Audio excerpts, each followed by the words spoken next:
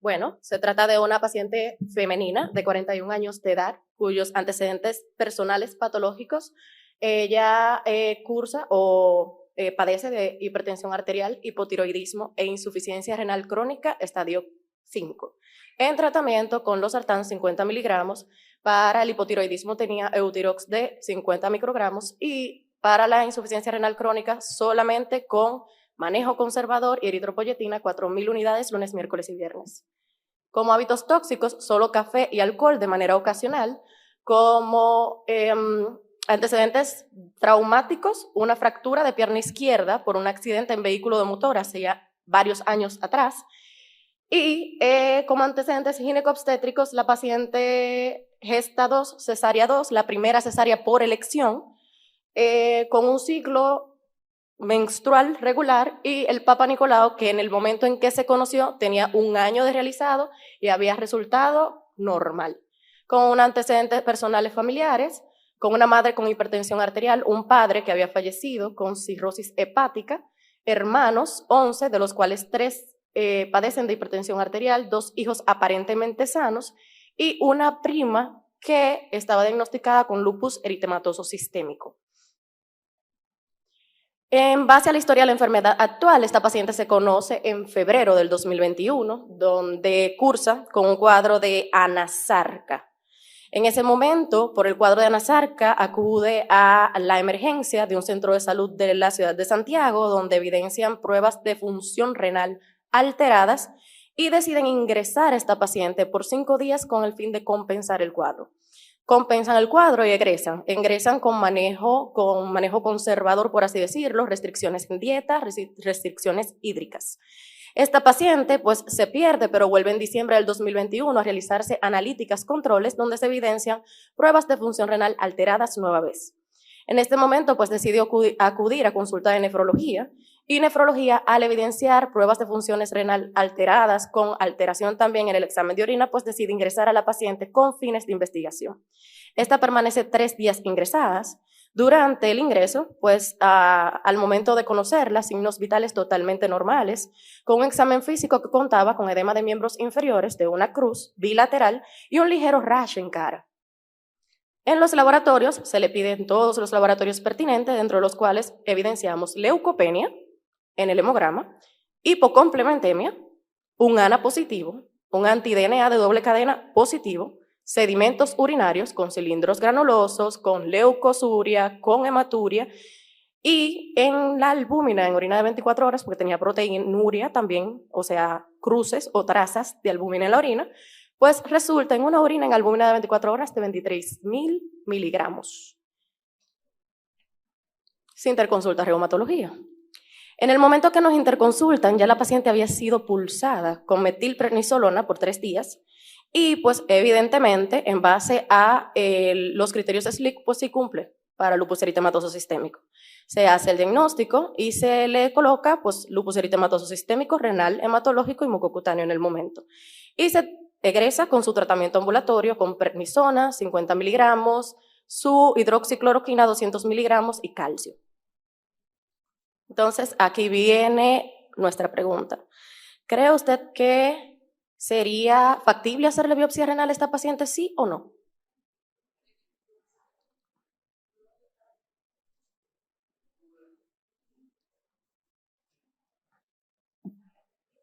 Efectivamente, sí, estamos todos de acuerdo, ¿verdad? Ah, ok. En las consultas posteriores, pues acude nueva vez en diciembre del 2021. Recuerden que tuvo el ingreso, días después volvemos a verla nueva vez. En el momento en que la vemos, signos vitales normales, examen físico sin alteraciones y una albúmina en orina de 24 horas que trae en 13.634 miligramos con una diuresis en 2.300. Con un examen de orina que persiste con cilindros granulosos, con albúmina 3 cruces. Y pues en ese momento la paciente nos comenta que también es VIH positivo. En enero del 2022 volvemos a ver nuevamente nuestra paciente. Todavía.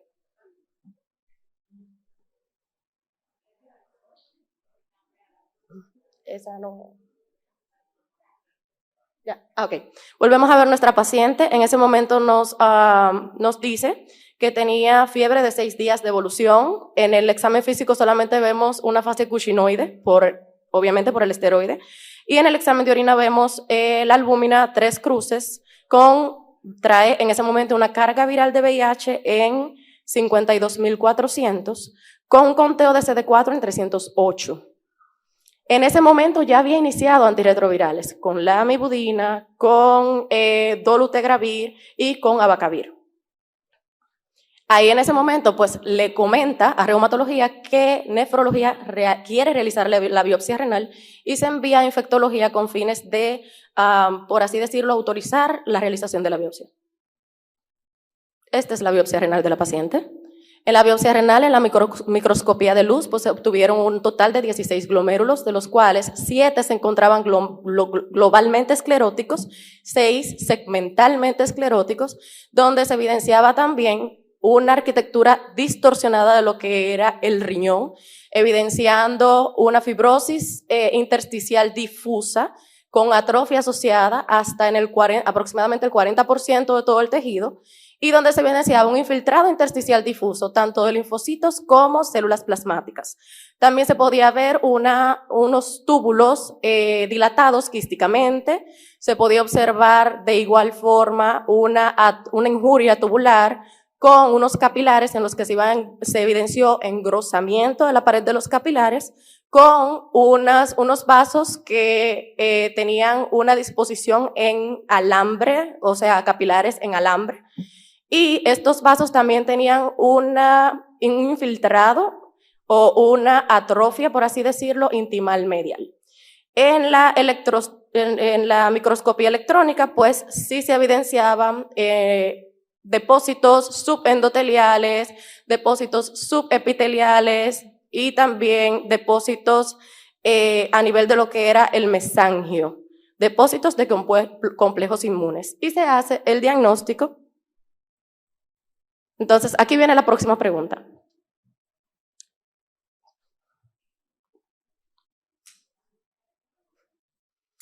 ¿Qué esperaría usted encontrar en esta biopsia con los hallazgos ya mencionados? ¿Cuál sería el diagnóstico de esta paciente?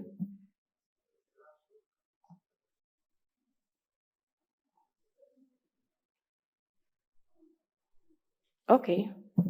Entonces,